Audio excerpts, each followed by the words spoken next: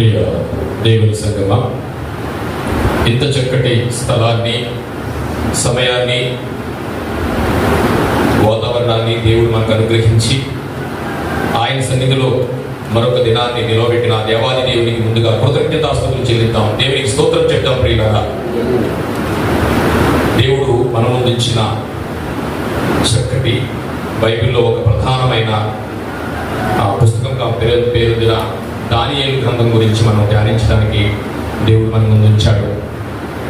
ప్రియ దేవుని సంగమా, ఈరోజు దానియేలు ప్రవక్త చరిత్ర లేదా దానియేలు గ్రంథం యొక్క చరిత్ర. ఈ దానియేలు అనే పేరుకు అర్థం తెలుసండి? దానియేలు అనే పేరుకి అర్థం ఏంటి? దేవుడు న్యాయాధిపతి అని అర్థం.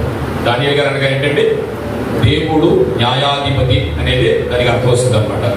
ముఖ్యంగా మనం బైబిల్ చదువుతున్నప్పుడు చాలా పేర్లు మనకు కనిపిస్తూ ఉంటాయి. పిల్లగా ఏ భక్తుని గురించి అయితే మనం ధ్యానం చేస్తున్నామో అదే భక్తుని పేరుతో బైబిల్లో చాలా పదాలు మనకు కనిపిస్తూ ఉంటాయి. అవి ఎవరు, ఏ సందర్భం, ఏ కాలం, ఎవరు అనేది మనకు తెలియకపోతే మనం ఆ గ్రంథాన్ని అర్థం చేసుకునే పరిస్థితి కొంచెం ఇబ్బందిగా కలగడానికి ఛాన్స్ ఉంది. అందుకని ముందుగా అసలు దానియేలు అనే పదానికి అర్థం తెలుసుకుందాం.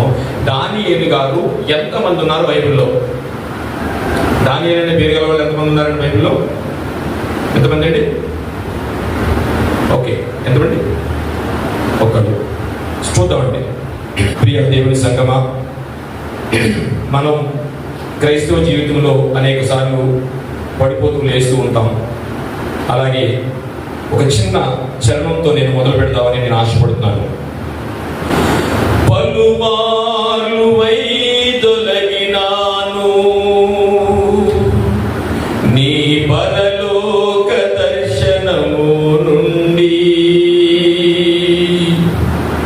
విలువైన నీ దివ్య పిలుపుకు నే తగినట్లు జీవించనైతి, అయినా నీ ప్రేమతో నన్ను దరి చేర్చినావు. అందుకే కైకొనుము దేవా ఈ నా శేష జీవితం. ఇదిగో దేవా నా జీవితం, ఆపాదమస్తకం నీకంకితం. ఇదిగో దేవా నా జీవితం, ఆపాదమస్తకం నీకంకితం. శరణం నీ శరణం, శరణం నీ శరణం, శరణం నీ శరణం, శరణం నీ శరణం. ఇదిగో దేవా మా జీవితం, ఆపాదమస్తకం నీకంకితం. ప్రియులారా, మన ముందు ఉంచిన ఈ దానియేలు గ్రంథం గురించి ఇవాటి నుంచి కొద్ది దినాలు దేవుడు నాకు ఇచ్చారు. ఈ అవకాశాన్ని దయచేసిన పాస్టర్ గారికి, మోజెస్ గారికి నా హృదయపూర్వక వందనాలు తెలియజేసుకుంటూ, అలాగే కూడి వచ్చిన మీ అందరికీ యేసు వారి పేరిట ప్రేమాభివందనాలు తెలియజేసుకుంటూ, ఈ దానియేలు గారు గ్రంథం మనం మొదలు పెట్టే ముందు, దానియేలు గారి గురించి తెలుసుకునే ముందు ఆ పేరు గల వ్యక్తులు ఇంకెక్కడన్నా ఉన్నారనేది మనకు తెలియాలి. ఎందుకంటే ఎప్పుడో ఎక్కడో మనం చదువుతున్నప్పుడు ఒక దానియేలు గారు మనకు కనిపించినప్పుడు ఆ దానియేలు గారే ఈ దానియేలు గారు అనుకున్నప్పుడు మన వాక్య సందర్భం అంతా మారిపోతుంది. కనుక అసలు బైబిల్లో దానియేలు గారు ఎంతమంది ఉన్నారు? ఎందుకంటే గ్రంథాన్ని మనం ధ్యానం చేస్తున్నాం కాబట్టి కూలంకుషంగా ప్రతిదాన్ని మనం చూసుకుంటూ వెళ్ళడం అనేది బైబిల్ యొక్క క్రమం. ప్రియులారా, అయితే 2వ సమూయేలు గ్రంథము 3వ అధ్యాయము 3వ వచనం చదువుకుందాం. నేను ముందు ఏం చెప్పానంటే, దావీదు గారు అబిగయీలు అనే ఒక స్త్రీని వివాహం చేసుకుంటాడు. వీరిద్దరికి పుట్టినవాడే ఒక దానియేలు గారు ఉన్నారు. ఆ దానియేలు గారి గురించి మనకు తెలియాలనుకుంటే 2వ సమూయేలు గ్రంథము 3వ అధ్యాయం 3వ వచనం అండి. కిల్వాలు అను రెండవ వాడు కర్మేలియుడగు నాబాలు భార్య అయిన అబీగయలు వలన పుట్టెను. ఏమండి ఆ వచనం అర్థమైంది కదా? అంటే ఈ దానియేలు గారి పేరు గల వ్యక్తి దావీదు అబీగయలు గారికి పుట్టినవాడు అని తెలియాలి అంటే దీనికంటే ముందు మరో రిఫరెన్స్ చూడకపోతే దీనికి ఒక బేస్ మనకు తెలియదు. అందుకని మనం ఎక్కడికి వెళ్దాం అంటే దినవృత్తాంతములు మొదటి గ్రంథము 3వ అధ్యాయము 1వ వచనం. దావీదునకు హెబ్రోనులో పుట్టిన కుమారులు ఎవరనగా, మొదటి దినవృత్తాంతముల గ్రంథము 3వ అధ్యాయం 1వ వచనం. దానియేలునకు హెబ్రోనులో పుట్టిన కుమారులు ఎవరనగా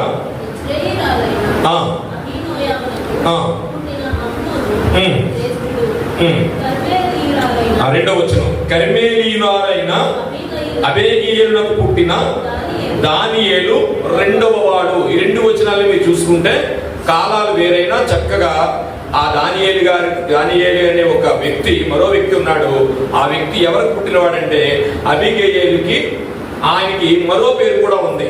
ఆ దానియేలు గారికి ఏం పేరు? దావీదుకి అబీగయలుకు పుట్టిన ఈ దానియేలు అనే రెండవ పేరు గల వ్యక్తికి కిల్వాబు అని ఇంకొక దానికి పేరు ఉంది. పిల్లరా, దావీదు అబీగయలుకు పుట్టినవాడు ఒక దానియేలు ఉన్నాడు. మరో దానియేలు చూద్దాం. మరొక దానియేలు ఎజ్రా గ్రంథంలోని, నెహెమ్యా గ్రంథంలోని మనకి ఈ దానియేలు గారు కనిపిస్తారు. పిల్లరా, ఎజ్రా గ్రంథము 8వ అధ్యాయము 2వ వచనం. దానియేలు గ్రంథము, ఎజ్రా గ్రంథము 8వ అధ్యాయం 2వ వచనం. ఫినెహాసు వంశంలో గెర్షోమును, ఈతామారు వంశంలో దానియేలును. అర్థమైందండి? దానియేలును అంటే ఈ ఎజ్రా గ్రంథం ఈ కాలంలో నెహెమ్యా గారు, ఎజ్రా గారు ఏకకాలంలో ఉన్న వ్యక్తులు కనుక వీరిద్దరు సమకాలికులు కనుక వీళ్ళిద్దరు రెఫరెన్స్ మనం చూడాల్సి వచ్చింది. 2 వంశంలో ఇది యాజక వంశంలానికి సంబంధించిన వాడు ఈ దానియేలు గారు. అయితే పిల్లరా, ఎవరి కాలం ఇది? నెహెమ్యా గారి కాలం. ఎందుకంటే ఎజ్రా గారు, నెహెమ్యా గారు సమకాలికులు కనుక వీరిద్దరు కనిపిస్తారు. ఈ దానియేలు గారు యాజక వంశానికి సంబంధించిన వాడు. ఇప్పటికి 2 దానియేలు మనం చూడగలిగాం. ఇప్పుడు మనం చూడబోయే దానియేలు గారు చూడండి, 3వ దానియేలు గారు మనందరికీ తెలిసిన దానియేలు గారు. ఈయన ప్రవక్త. ఈయన పేరు మీద బైబిల్ గ్రంథంలో 12 అధ్యాయాలు ప్రధానమైన అధ్యాయాలు. ప్రియులారా, ఈ 12 అధ్యాయాల్లో మనం గమనించవలసింది ఏంటంటే ఈ 12 అధ్యాయాలని 2 భాగాలుగా చేసుకోవాలి. దానియేలు గ్రంథంలో ముఖ్యమైనది ఏంటంటే, ముఖ్యమైన ఈ 12వ అధ్యాయంలో ఉన్న దానియేలు గారి పేరు మీద రాసిన గ్రంథం ఏంటంటే ఈ పుస్తకం. ఇది దానియేలు గారి గ్రంథంలో ఆయన అనేకమైన విషయాలను బైబిల్లో పొందుపరిచారు. ఎలా పొందుపరిచారంటే, ఎంతో మంది ప్రవక్తలున్న ఆ ప్రవక్తులు ఆ కాలానికి చెందిన కానీ దేవుడు దానియేలు గారితో రాయించిన అద్భుతమైనది ఏంటంటే, ఇదిగో రాబో కాలానికి యుగాంతమందున్న ఆ విషయాలు తెలియజేయడానికి, అనేకమైన మర్మాలను రాసేయడానికి సీలు వేయించినంత గొప్ప ప్రవక్త దానియేలు గారు. అయితే మనము ప్రత్యేకమైన తన విషయం ఏంటంటే, దానియేలు గ్రంథంలో మనం ముఖ్యంగా తెలియాల్సింది, దానియేలు గ్రంథాన్ని 2 భాగాలుగా విభజించాలి. 2 భాగాలుగా విభజించాలి. మొదటి అధ్యాయం నుంచి మొదలుకొని 6వ అధ్యాయం వరకు చరిత్ర గ్రంథము. జాగ్రత్తగా వినాలి. 1వ అధ్యాయం నుంచి 6వ అధ్యాయం వరకు చరిత్రకు సంబంధించిన అధ్యాయాలుగా తీసుకుంటాం. ఇకపోతే 7వ అధ్యాయం నుంచి మొదలుకొని 12వ అధ్యాయం వరకు ప్రవచనాల అధ్యాయములు, లేదా దానియేలు గారు కలిగిన దర్శనానికి సంబంధించిన అధ్యాయాలుగా మనం తీసుకోవాలి కదా. అంటే ప్రత్యేకంగా తన చరిత్ర మరియు రాబో కాలానికి దేవుడు రాయించిన చక్కటి ఈ లోకానికి సంబంధించిన, పరలోకానికి సంబంధించిన అనేక మర్మాలను రాయించిన గ్రంథం నుంచి 7వ అధ్యాయం నుంచి 12 వరకు ఆయన దర్శనాలు కనిపిస్తూ ఉంటాయి మనకి. ఈ దానియేలు గ్రంథం 18 అధ్యాయంలో ముఖ్యంగా పూర్తిగా మనకి మొదటి నుండి చూసాము. ఈ రోజు ఆయన జీవితం ఏంటంటే, ఆయన జీవితం నుండి మనం ఏమి నేర్చుకోవాలనే దాని గురించి చాలా ఎక్కువగా మనం ఆలోచించాం ప్రియులారా. చరిత్ర గ్రంథాల్లో మనం చూస్తే ఈ దానియేలు గ్రంథాన్ని వివరించాలన్నా, ఈ దానియేలు గ్రంథాన్ని మొత్తం మనం ధ్యానించాలన్నా ప్రియులారా గమనించండి, ఎంతో కాలం పడుతుందండి. దానియేలు గారి జీవితం ద్వారా మన జీవితాన్ని ఎలా బాగు చేసుకోవాలి అనే విషయాల్ని, కొన్ని విషయాలు చూసుకుంటూ మనం ముందుకు సాగిపోతాం. దానియేలు గారు అసలు ఎవరు, దానియేలు గారు ఎవరు అని మనం ఆలోచిస్తే, ఎవరు అంటే దానియేలు గారు తల్లిదండ్రుల పేర్లు ఎక్కడ బైబిల్లో లిఖితం చేసినట్టుగా మనకి ఎక్కడ కనిపించదు. కానీ ఆయన ఒక యూదుడుగాను, రాజవంశానికి చెందినటువంటి గాను వ్యక్తిగా మనకి దానియేలు గారు, దానియేలు గ్రంథంలో ఆయన రాసుకున్న గ్రంథంలో, దేవుడు ఆయన చేత రాయించిన గ్రంథంలో మనకి ప్రధానంగా కనిపిస్తుంది. అంతేగాని దానియేలు గారి యొక్క పేరెంట్స్ కానీ, వాళ్ళ వంశం వాళ్ళు కానీ ఎవ్వరూ కనిపించరు పిల్లారా. ఏం కనిపిస్తుంది అంటే మనకి ఆయన యూదుడని, ఒక రాజవంశానికి సంబంధించిన వ్యక్తి అని మనకి కనిపిస్తుందండి. ఏ వంశం అయి ఉండొచ్చు దానియేలు గారు? మనకి తెలిసినంత వరకు ఏ వంశం వాడై ఉండొచ్చు అని మనం ఆలోచిస్తే పిల్లారా, ఏ వంశం వాడై ఉండొచ్చు అంటే బైబిల్లో రాయబడిన ఒక మాటను బట్టి ఆయన వంశం ఏ వంశం వాడో మనం చూసుకోవచ్చు పిల్లారా. ఈయన ఏ వంశానికి చెందినట్టుగా మనకి బైబిల్లో కనిపిస్తుంది అంటే హిజ్కియా గారి వంశానికి చెందినట్టుగా మనకి బైబిల్లో కొంచెంగా కొన్ని స్పష్టంగా మనకు కనిపిస్తుంటాయి పిల్లారా. హిజ్కియా గారు కూడా యూదా వంశమే. యెషయా గారి కాలంలో ఉన్న హిజ్కియా గారి గురించి మనం మాట్లాడుకుంటున్నాం. సో పోతే యెషయా గ్రంథము, ఇప్పుడు ఆయన దానియేలు గారు ఎవరు అనేది మనకు తెలియాలి. ఇప్పుడు యెషయా గారు, హిజ్కియా గారు అనుకుంటున్నాము. ఈ హిజ్కియా గారి కాలానికి చెందినవాడు దానియేలు గారు మనకి ఎలా తెలుస్తుంది అంటే ఒక వచనాన్ని చదువుకుందాం. యెషయా గ్రంథము 39వ అధ్యాయము, యెషయా గ్రంథము 39వ అధ్యాయము 6-7 వచనాలు చూసుకుందాం ప్రియులారా. యెషయా గ్రంథము 39వ అధ్యాయము 6వ వచనం, రాబోవు దినములలో ఏమీయు మిగలకుండా నీ ఇంటినున్న సమస్తమును నేటి వరకు నీ పితరులు సమకూర్చి దాచిపెట్టినదంతయు బబులోను పట్టణములకు ఎత్తుకొని పోవుదునని సైన్యములకు అధిపతిగా యెహోవా సెలవిచ్చుచున్నాడు. అక్కడ వరకు అయితే ఈ వచనం నుంచి మనం జాగ్రత్తగా చదవాలి. మరియు నీ గర్భమందు పుట్టిన నీ పుత్ర సంతతులు బబులోను రాజు నగరునందు నపంసుకులుగా చేయుటకై వారు తీసుకుని పోవుదురు. ఇక చిన్న క్లూ మనకి ఏంటంటే, నపంసుకులుగా చేయుటకు బబులోను రాజు వచ్చి తీసుకెళ్ళిపోతారు అనుకునే విషయాన్ని మనకి ఈ యెషయా గారు రాసిన దాంట్లో మనకు కనిపిస్తుంది పిల్లరా. అంటే హిజ్కియా గర్భమందు పుట్టిన పుత్ర సంతతులను తీసుకొని పోవుట, ఈ మాటకు దానియేలు గారి సంబంధం ఏంటి? మనం చదువుకున్న వాక్యంలో హిజ్కియా గారి సంతతి వచ్చి నెబుకద్నెజరు అతి భయంకరంగా తీసుకుని వెళ్ళిపోతాడు. తీసుకుని వెళ్ళిపోయి తన పుత్ర సంతతిని అంతటిని ఏం చేస్తాడట, నపంచులుగా మార్చేస్తాడు అంటున్నాడు. అసలు దానియేలు గారికి ఈ హిజ్కియాకి సంబంధం ఏంటి? దానియేలు గారి గురించి క్షుణ్ణంగా ఎక్కడ రాయబడి ఉందండి? దానియేలు గ్రంథంలో రాయబడి ఉంది. ఇప్పుడు మనం ఎక్కడికి వెళ్ళాలి? దానియేలు గ్రంథంలోకి వెళితే మనకి తెలుస్తుంది పిల్లల. దానియేలు గ్రంథము 1వ అధ్యాయము 1వ వచనాన్ని మనం చదువుకుందాం. దానియేలు గ్రంథము 1వ అధ్యాయము 1వ వచనము.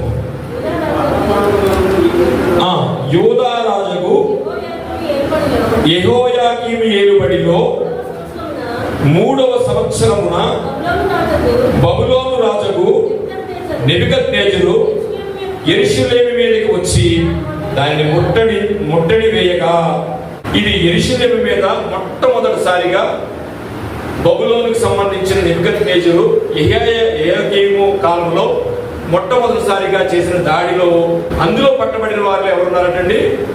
దానియేలు గారు ఉన్నారండి. దానియేలు గారు ఉన్నారు. నెబుకద్నెజరు వాళ్ళు ఎంత దుర్మార్గులు అంటే, నిజంగా ఆ నెబుకద్నెజరు ఒక యెరూషలేము మీద కానీ లేదా రాజు కానీ దాడి చేస్తే వాడి యొక్క క్రూరత్వం ఎక్కడ చూడలేం ప్రియులారా. అలా ప్రజలందరూ చూస్తుండగానే వాడు కళ్ళు పీకేస్తాడు.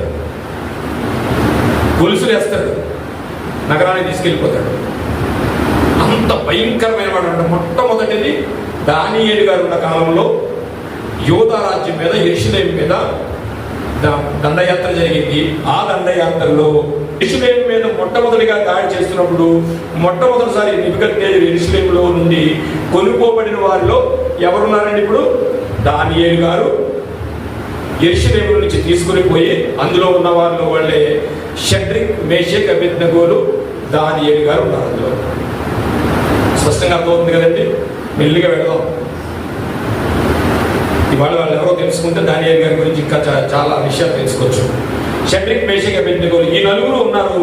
వీరే కాదు, ఇంకా చాలా మంది ఉన్నారు. కానీ ఈ నలుగురు గురించి మనం ఎందుకు చెప్పుకున్నామంటే వీళ్ళు మనకు కావలసిన భక్తి గల ప్రముఖులు కనుక వారి గురించి మనం చెప్పుకున్నాం. ఏమండి, ఇంకా ఉన్నారు. ఎందుకు వ్రాయబడింది ఈ నలుగురు గురించి అంటే వీరు రాజవంశానికి చెందిన వారు. ఇది ఏ సంవత్సరం కొనుక్కోబడారు అనేది మనకి తెలియాలంటే దానియేలు గ్రంథం 1:1 మనకి చక్కగా ఇచ్చాడు. చూడండి ఏమన్నాడు?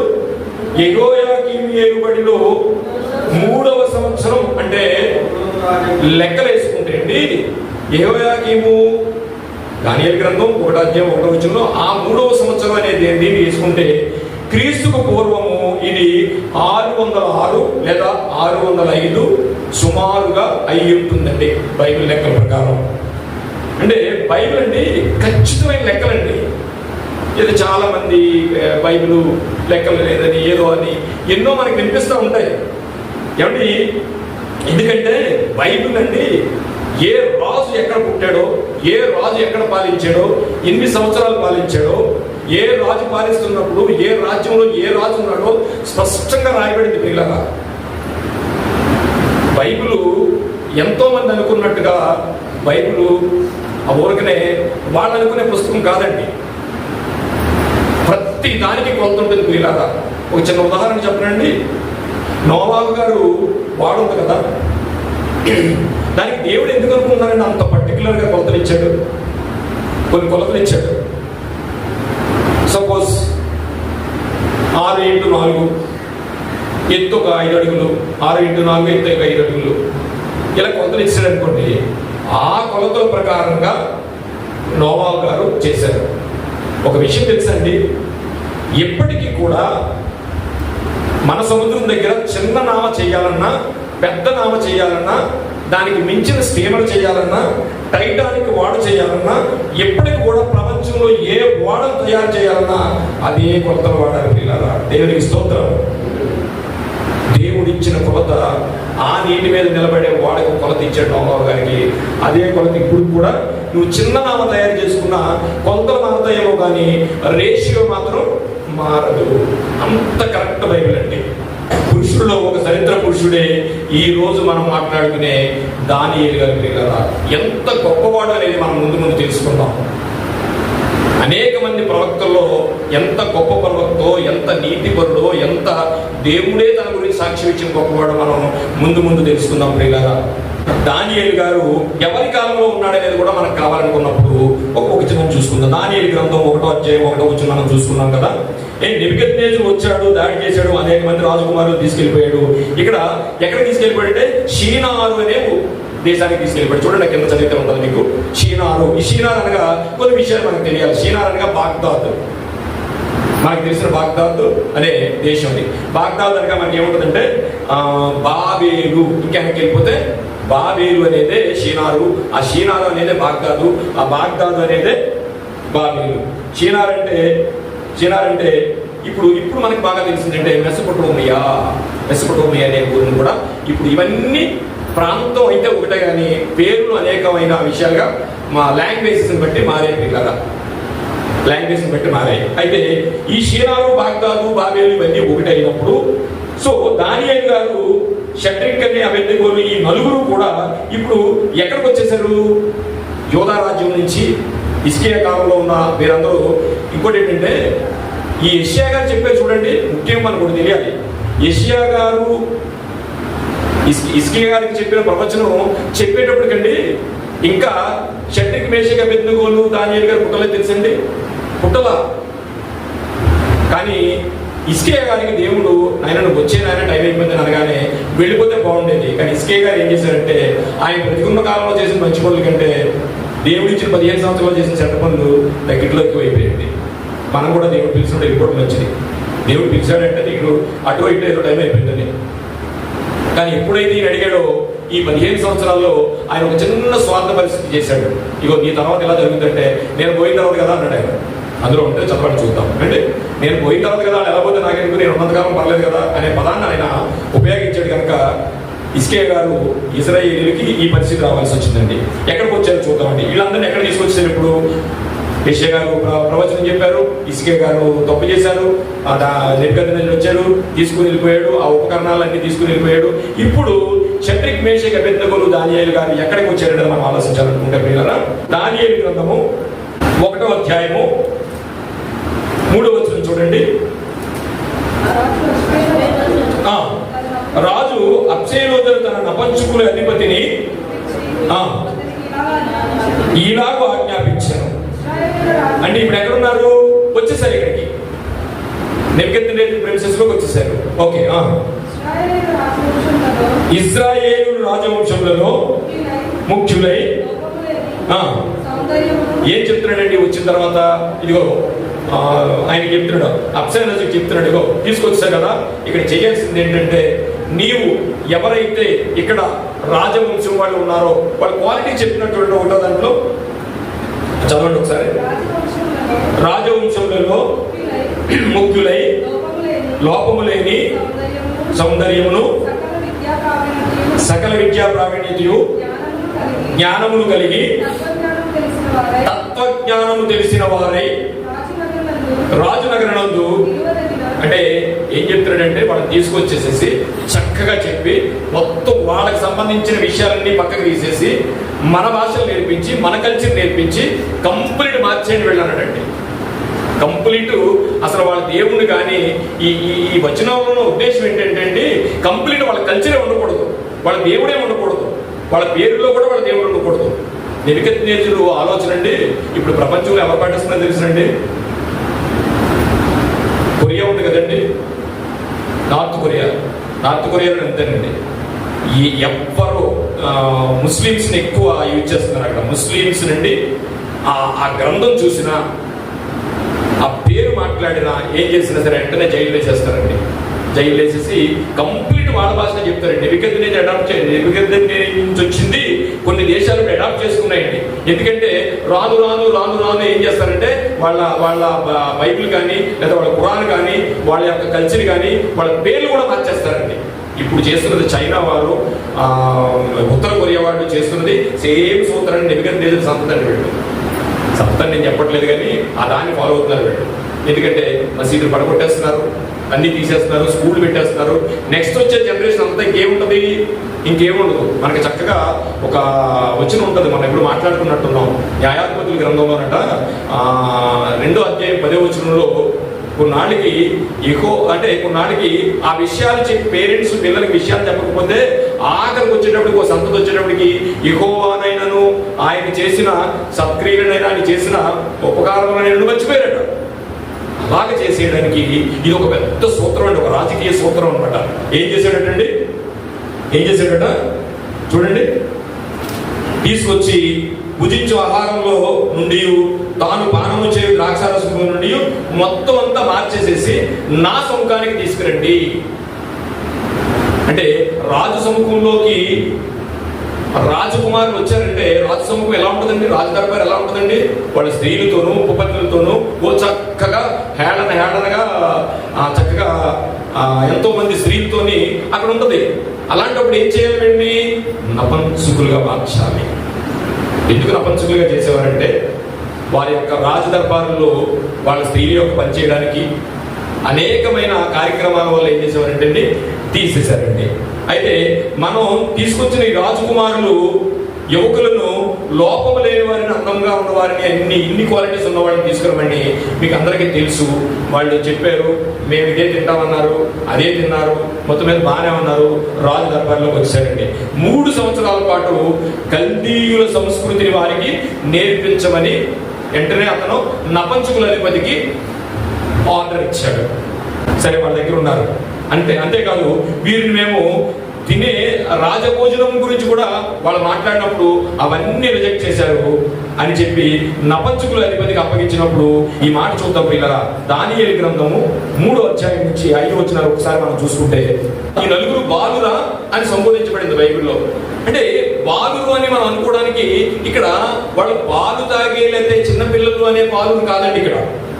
ఎందుకంటే తత్వజ్ఞానం తెలిసిన వాళ్ళే ఉన్నారట, జ్ఞానం తెలిసిన వాళ్ళే ఉన్నారట.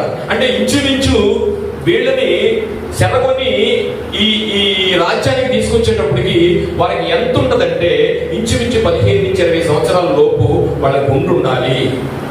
ఎందుకంటే ఈ తత్వజ్ఞానం నేర్చుకుని వాళ్ళకి ఇంచుమించు 20 సంవత్సరాలు. కానీ యోగా సంప్రదాయంలో యేసు గారు చూడండి 30 సంవత్సరాల వరకు ఆయన సేవలోకి రావడానికి లేదు.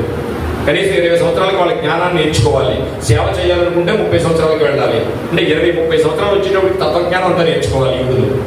అలాంటి కాలంలో వీళ్ళకి తత్వజ్ఞానం వచ్చిందంటే బాలురని సంబోధించింది. కానీ అంటే ప్రతి విషయాన్ని మనం క్షుణ్ణంగా ఆలోచించాలి కదని కొంచెం స్లోగా చెప్తున్నాను నేను. ఏమంటే బాలురు అనగానే బాలురు కాదు సంబోధించింది.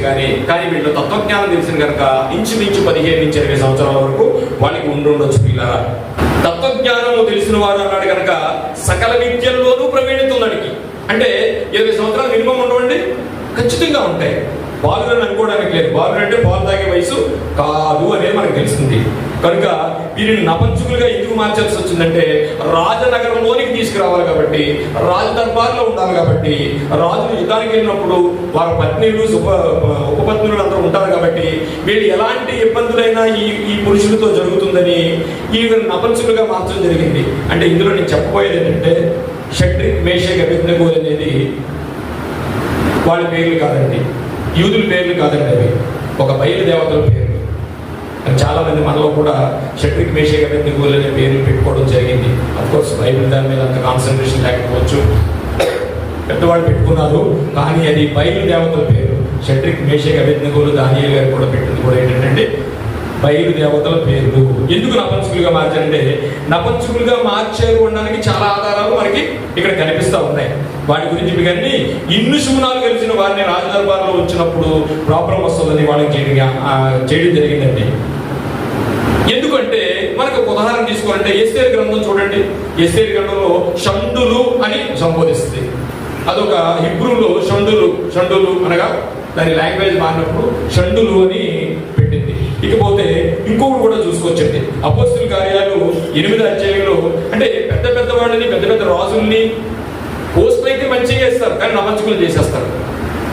మనకు ఒక ఉదాహరణ కావాలంటే చూడండి, అపోస్తుల కార్యాలు 8వ అధ్యాయంలో ఒక నపంచుకులకు అధిపతి అయిన ఒక రాజు అంటే ఒక అన్యుడైన యెషయా గ్రంథం చదవడానికి వస్తాడు.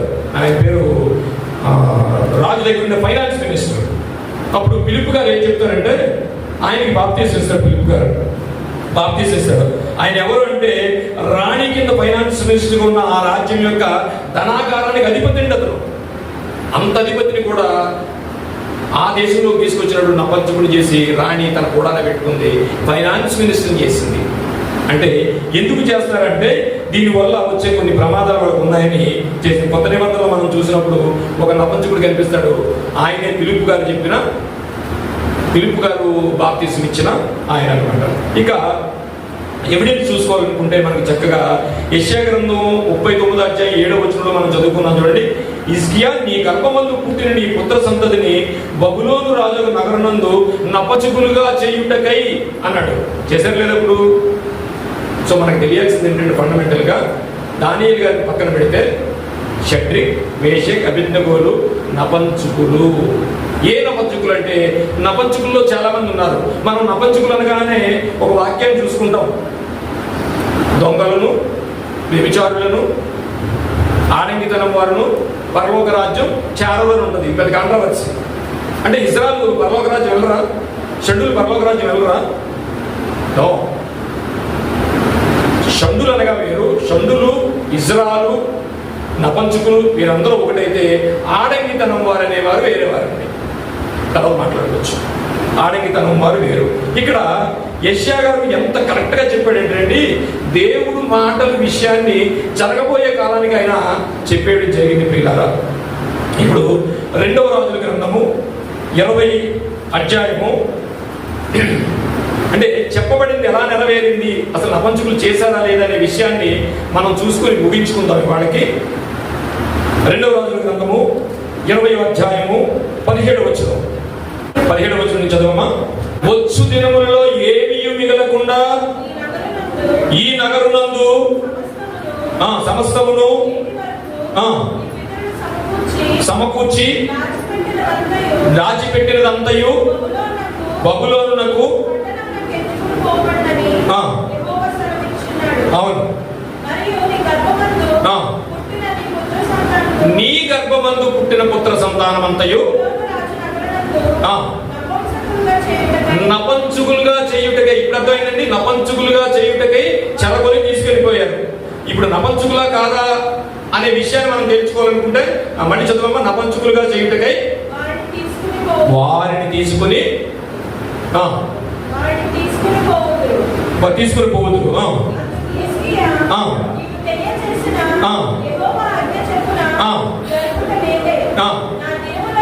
చూడండి, హిజ్కియా గారు చేసిన పని ఏంటంటే, సరే జరిగితే జరగని, నా దినంలో ఏమవుతుంది కదా, స్వార్థం కదండి అది.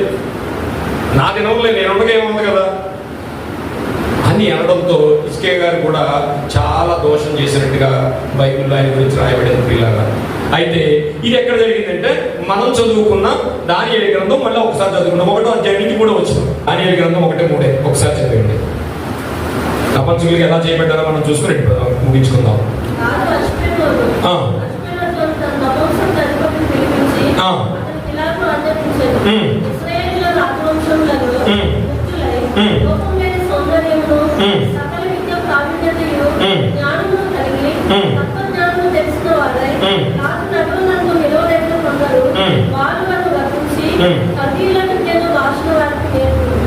అదేండి ఇప్పుడు అర్థమైందండి.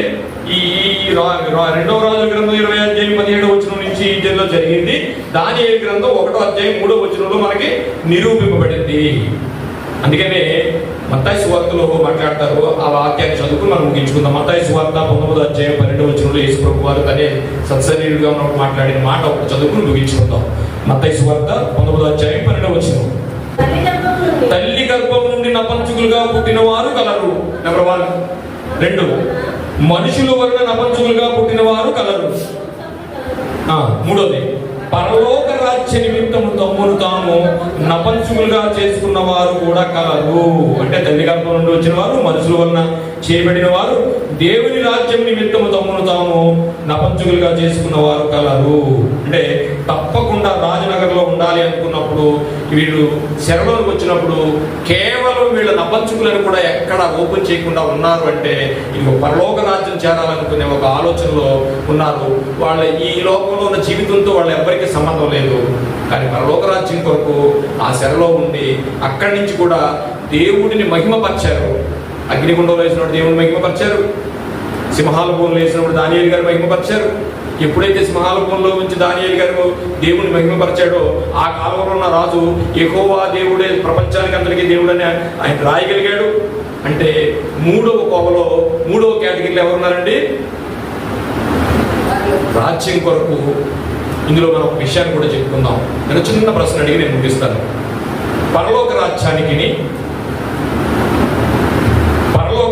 పరలోక రాజ్యానికి తేడా ఏంటి?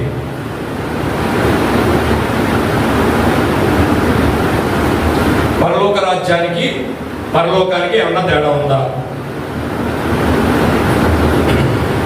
రాబో రోజుల్లో ఇంకా టైం ఉంది కనుక చూసుకుందాం. 7వ అధ్యాయం మనకి ఇందులో ప్రధానమైంది. 6వ అధ్యాయం వరకు చరిత్ర ఉంటుంది. 7వ అధ్యాయం నుంచి మాత్రం ఒక అద్భుతమైన ఆయన దర్శనానికి అంటారు. ఆ దర్శనం అనంత జ్ఞానమైన దర్శనం దేవుడు ఆయన చేత రాయించాడు. ఒక 2 ముఖ్యమైన విషయాలు. దేవుడు మన గురించి రాయించిన అనంత జ్ఞాన చరిత్ర. 2వదిగా పరలోక రాజ్యానికి పరలోకానికి సంబంధం ఏంటి, తేడా ఏంటి, ఇలాంటి విషయాలు కొన్ని దేవుడు ఆయన కృపలో వచ్చే రోజుల్లో మనం చెప్పుకుందాం. చిన్న ప్రార్థన చేసుకుందామండి. మహోన్నతుడును మహాపరిశుద్ధుడు అయిన మా పరలోకపు తండ్రి, ఈ ఉదయకాల సమయంలో నీ కృపను బట్టి ఆయన చక్కటి వాతావరణాన్ని దయచేసి మీ పిల్లలైన అందరినీ మీ సన్నిధిలో ఉంచి, నాయన దానియేలు ఘన చరిత్ర ఈ దానియేలు గ్రంథంలో పొందుపరిచారు మా గురించి. జగత్పునాది వేయబడక ముందే మాతో మాట్లాడుతున్నాం, మేము కూడా మాట్లాడుకుంటున్నాం. అసలు జగత్పునాది వేయబడక ముందు మా గురించి ఏం చేశారో మాకు తెలియదు నాయన అనుకోవడమే. కానీ ఇదిగో ఈ దానియేలు గ్రంథంలో ఈ 7వ అధ్యాయంలో మీరు పొందుపరిచారు. దాన్ని నాకున్న చిన్న జ్ఞానంతో నీ పిల్లలకు తెలియచేయడానికి మీరు కృప చూపండి. నేను చెప్పిన దాంట్లో నా సొంత జ్ఞానం కానీ సొంత ఆలోచన కానీ లేకుండా, ఆయన అతిశయం లేకుండా, కేవలం నీ నోటి పొరగ కొన్ని మాటలు వినిపించారని నమ్ముతూ విన్న వాక్యాన్ని పిల్లలు వదిలేకుండా అన్వయించుకుని వారి జీవితాలకు కావలసిన చక్కటి వాక్యాన్ని తీసుకుని నడిపించమని, ఆయన నీ చిత్తమైతే మరలా రేపు ఈ నీ సన్నిధిలో ఉండడానికి మీరు కృప చూపమని ఈ చిన్న ప్రార్థన యేసు వారి ప్రశస్తమైన నామంలో మిక్కిలి వినయంతో బ్రతిమలాడి వేడుకొనుచున్నాము తండ్రి, ఆమేన్. అందరికీ వందనాలమ్మా.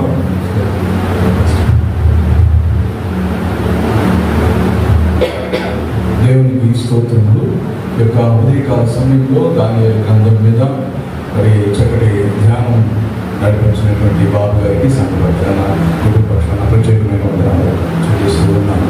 దయచేసి అందరూ నిలుపుకున్నట్లయితే మేము ప్రార్థన చేస్తున్నాం.